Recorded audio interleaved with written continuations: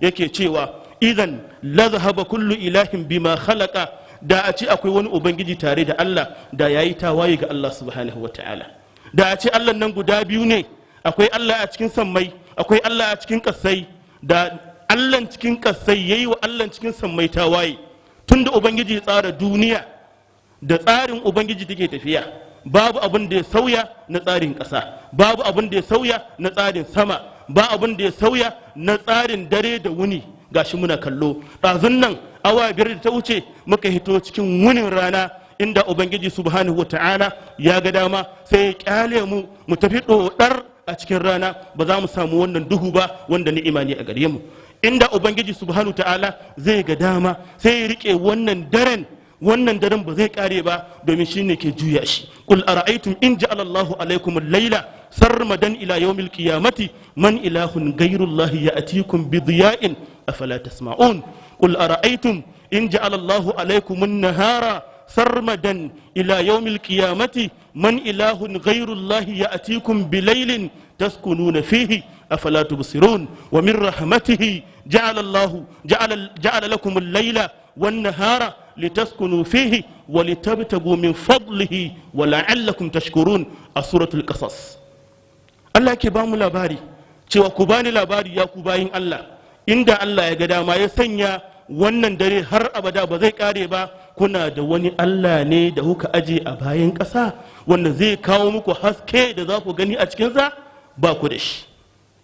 Ku bani labari in ubangiji ta'ala ya ga dama ya sanya daga bullowar rana har zuwa magriba ba zai sauya ba, ba zai canja ba, shin mun aje wani ubangiji ne, mun aje wani Allah ne a bayan ƙasa wanda zai sauya mana wannan yanayin, wanda zai kawo mana dare wanda za mu dinga hutawa a cikinsa? Ka je kasuwa bawan Allah, ka je aiki bawan Allah, ka yi tafiya ka dawo, injin jikinka kamar injin mota ne, injin jikinka kamar inji ne da ake sawa ya aiki a cikin wuni ko a cikin dare. Duk wahalar da kai ɗazu, duk wahalar da kai da a cikin wunin nan ka yi aiki, jikin ya gaji, sai ubangiji subhanahu wata'ala a cikin rahmaniyarsa ya kaddara ma wasu awanni a cikin dare wanda a cikinsu za ka sauke duk gaje gabaki daya. Waja'alna nawmakum subata, yace muka sanya wannan baccin naku mai yanke muku wahala ne, wanda zai kawo muku hutu a cikin rayuwa.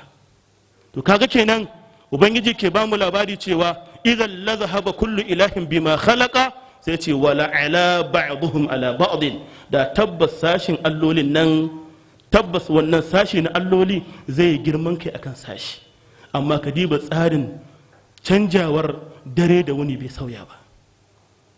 Sannan muna kallo yanzu awanni 12 masu dawowa cikin ikon Allah, idan muna da rayuwa sai haga an yi karfe 6, sai ka diba a karfe 6 nan ko ina inuwa ce ba rana ko guda ɗaya. Amma cikin ikon ubangiji subhanahu wata'ala zai ɗora riƙe wannan inuwa daga wajensa. Ya ubangiji yake yana riƙe wannan inuwa, yana mayata da zafin rana? Baka da labari ya kai bawon Allah. Kuma cikin suratul furqan, alam tara ila rabbik kayfa madda dhil walau sha'a laja'alahu sakinan thumma ja'alna ash-shamsa alayhi dalila thumma qabadnahu ilayna qabban yasira.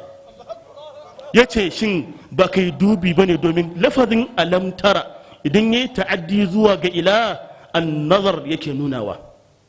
Yace shin kai mai karatun nan, kai bawan Allah, shin ba kai dubi zuwa ga kudura ta ubangijinka ba? Alam tara ila rabbika kayfa madda dhil, wai yayi shimfiɗa inuwa ko ina karfe 6:30 ko ina inuwa ne. Kayfa madda dhilla thumma ja'alna ash-shamsa alayhi dalila, sannan kuma ce muka sanya rana dalilin tafiyar wannan inuwa ne.